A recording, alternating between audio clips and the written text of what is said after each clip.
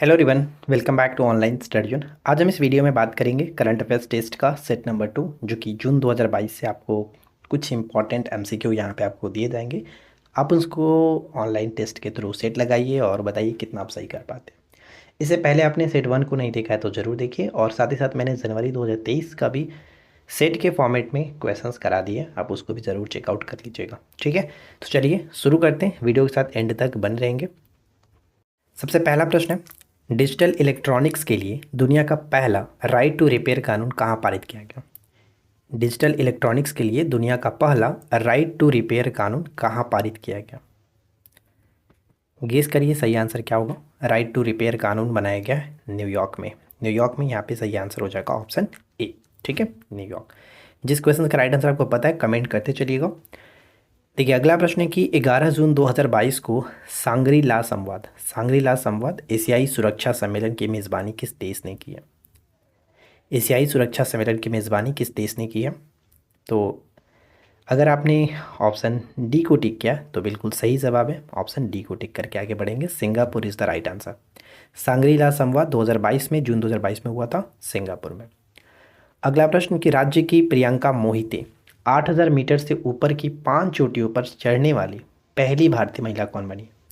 यहाँ पे जो भी हम क्वेश्चन आपके साथ डिस्कस करते हैं वो आपके आने वाले एग्ज़ाम्स के लिए बहुत ज़्यादा महत्वपूर्ण है, तो आप इन सभी क्वेश्चन को अच्छे से याद रखिएगा, क्योंकि हम सिर्फ और सिर्फ एक्सपेक्टेड क्वेश्चंस के साथ ही कवर करने की कोशिश करते हैं, फालतू क्वेश्चंस हम वैसे भी नहीं कराते हैं। तो प्रियंका मोहिते 8000 मीटर से ऊपर की 5 चोटियों पर चढ़ने वाली पहली भारतीय महिला बनी है। इनका संबंध किस राज्य से? तो इनका संबंध है महाराष्ट्र से। महाराष्ट्र, ऑप्शन बी को टिक करेंगे। ठीक है, महाराष्ट्र। अगला प्रश्न, इनकोवैक्स क्या है? क्वेश्चन इस तरह से पूछा गया कि हाल ही में चर्चा में रहा इनकोवैक्स क्या है? तो ये देखिए, इनकोवैक्स का संबंध हम कह सकते हैं कि जानवरों के लिए पहला ये भारत के द्वारा बना हुआ एक वैक्सीन है, कोविड वैक्सीन है। जानवरों के लिए बनाया गया पहला वैक्सीन। यहाँ पे सही आंसर हो जाएगा ऑप्शन, हम ए को टिक करेंगे। ठीक है, ए बिल्कुल सही आंसर है। अगला प्रश्न हमारा ये कह रहा है कि जून 2022 को पुरुष हॉकी एशिया कप 2022 का खिताब किसने जीता? जून 2022 को पुरुष हॉकी एशिया कप 2022 का खिताब किसने जीता? तो राइट आंसर क्या हो जाएगा? राइट आंसर हो जाएगा ऑप्शन ए, दक्षिण कोरिया ने मलेशिया को हरा करके जीता। यहाँ पे सही आंसर ऑप्शन ए होगा। ठीक है, देखिए 2023 में विश्व कप हुआ था, जो कि हॉकी विश्व कप। ये चीज़ भी याद रखिएगा, पुरुषों का हॉकी एक विश्व कप 2023 में हुआ है, जो कि भारत में आयोजन किया गया था, भुवनेश्वर और राउरकेला में।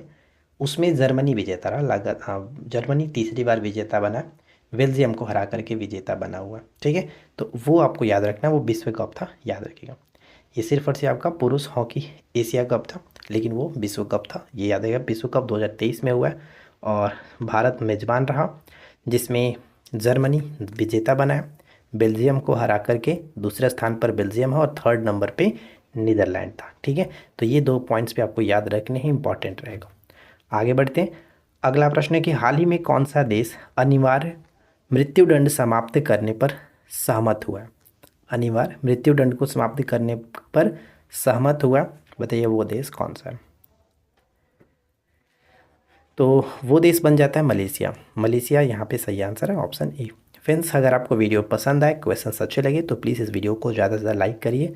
और आज की इस वीडियो का लाइक्स का टारगेट हम रखते हैं 159 लाइक्स का। 159 लाइक्स, देखते हैं आप लोग कमेंट मतलब इस टारगेट को पूरा करते हैं या नहीं करते हैं। 159 लाइक्स बस, ज़्यादा नहीं मांगे। हाल ही में किस मंत्रालय द्वारा green open access rule launch किया गया?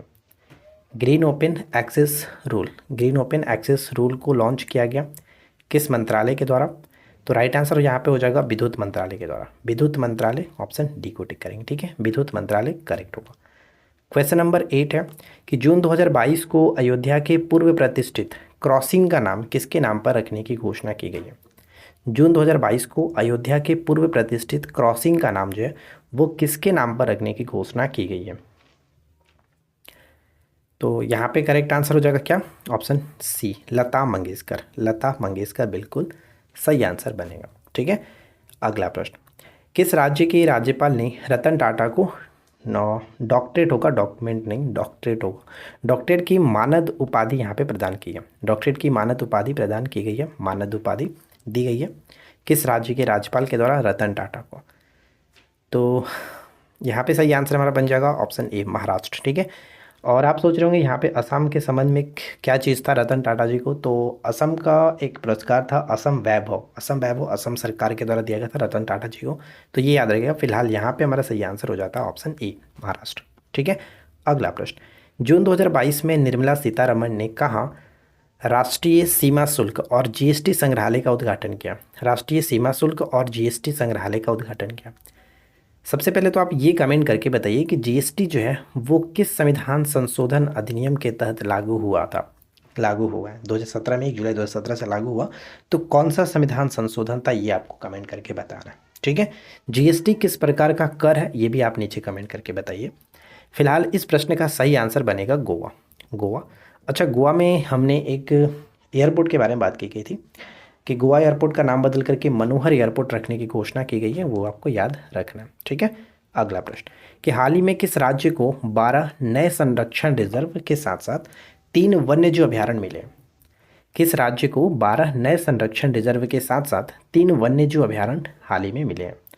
वो राज्य कौन सा है? तो महाराष्ट्र है। महाराष्ट्र, यहाँ पे डी होगा सही आंसर, महाराष्ट्र। ठीक है।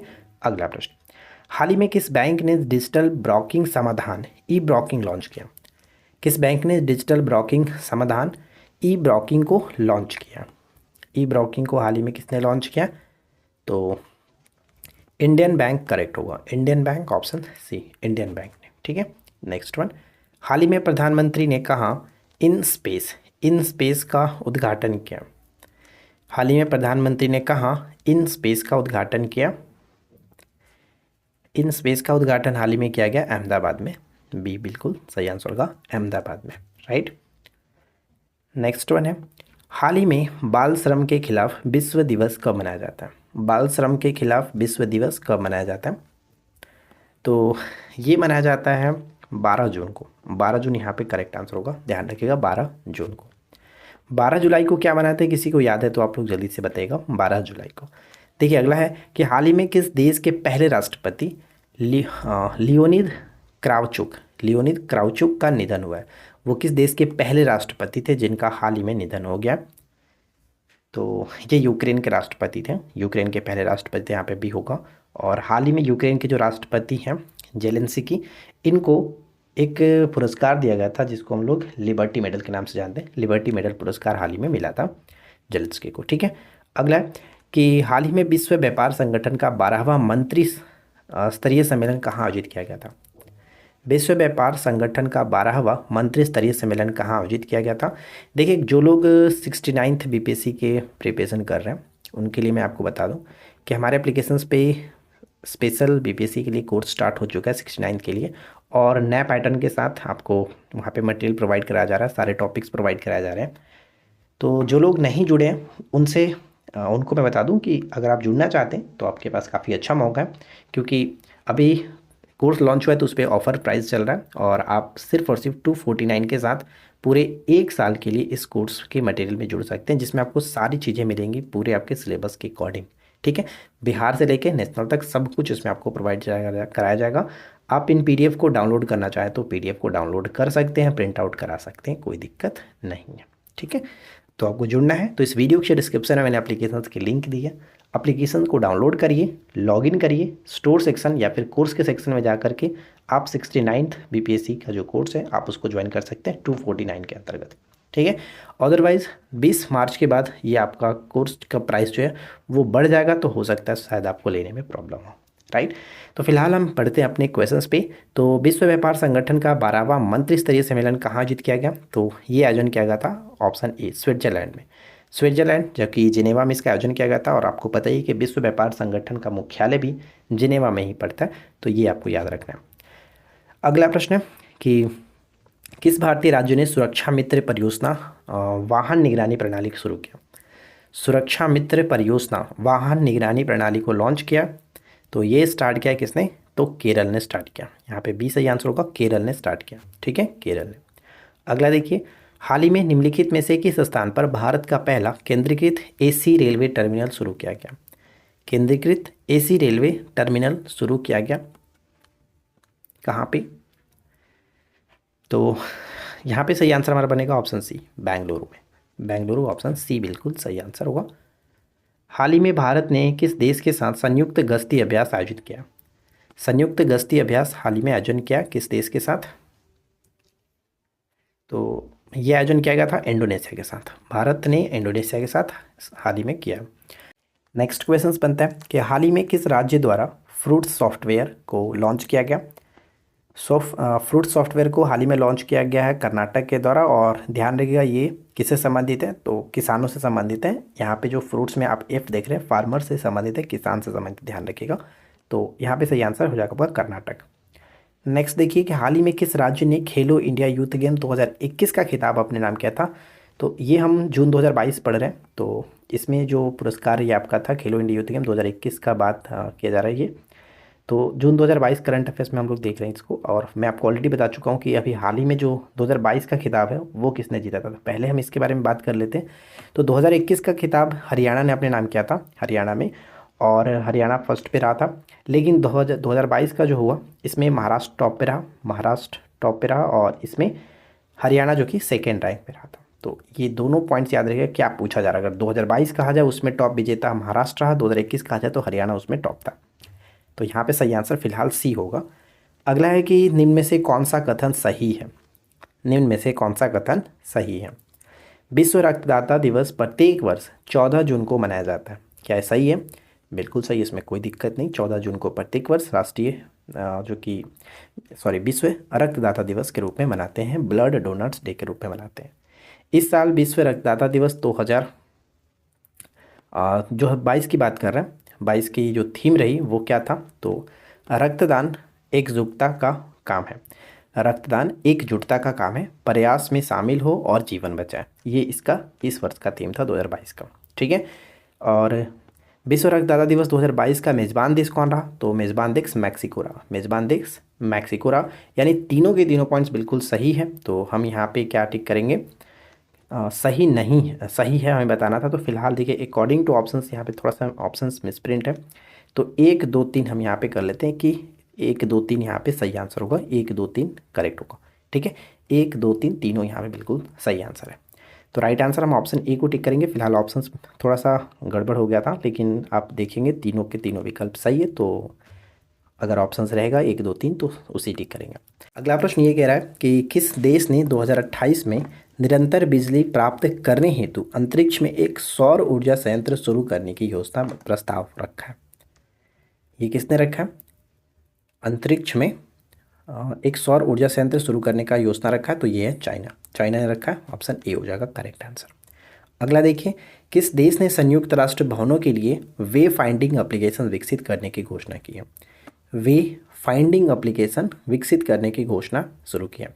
तो फ्रेंड्स, सबसे पहले तो मैं उम्मीद करता हूं कि आप लोगों ने वीडियो को लाइक कर दिया होगा, चैनल को सब्सक्राइब कर लिया होगा। नहीं किया तो यार कर लीजिए, आप ही का चैनल है, आप ही लोग पढ़ते हैं, आप ही लोगों के लिए यहाँ पे कंटेंट डाला जाता है, तो कर सकते, कोई दिक्कत नहीं है। तो फिलहाल इस प्रश्न का सही आंसर हमारा बन जाएगा भारत। भारत बिल्कुल सही आंसर, ऑप्शन सी। देखिए आज की इस वीडियो का आखिरी प्रश्न है, और उम्मीद करते हैं कि आपने अच्छा स्कोर कर लिया होगा। हाल ही में भारत, इजराइल और अमेरिका के साथ साथ किस देश ने नया I2U2 समूह बनाया? I2U2 समूह बनाया किसने? तो देखिए डबल आई का मतलब तो क्लियर हो गया, यहाँ पे एक भारत हो गया, एक इजराइल हो गया, और U2 का मतलब डबल यू। तो एक तो आपका USA यहाँ पे क्लियर हो ही रहा है, और दूसरा यूज का मतलब UAE। तो यहाँ पे फिलहाल सही आंसर ऑप्शन डी बनेगा, ठीक है। तो देखिए 25 MCQ हम लेकर के चलते हैं, और ये हम कोशिश करते हैं कि आपको बेहतरीन क्वेश्चंस करा सकें।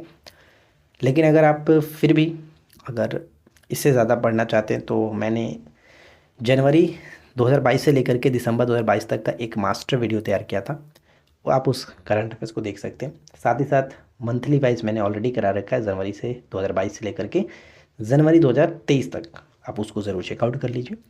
साथ ही साथ और अगर आप इसके बाकी के पार्ट्स को देखना चाहते हैं तो चैनल के साथ बने रहिए, बाकी के पार्ट्स आपको बहुत जल्द प्रोवाइड कराते जाएंगे हम लोग, क्योंकि अभी एग्ज़ाम्स फ़िलहाल तो मतलब 1 महीने के अंदर नहीं है, नेक्स्ट मंथ से स्टार्ट है, तो हम इसमें काफ़ी मंथ कवर कर लें, ठीक है।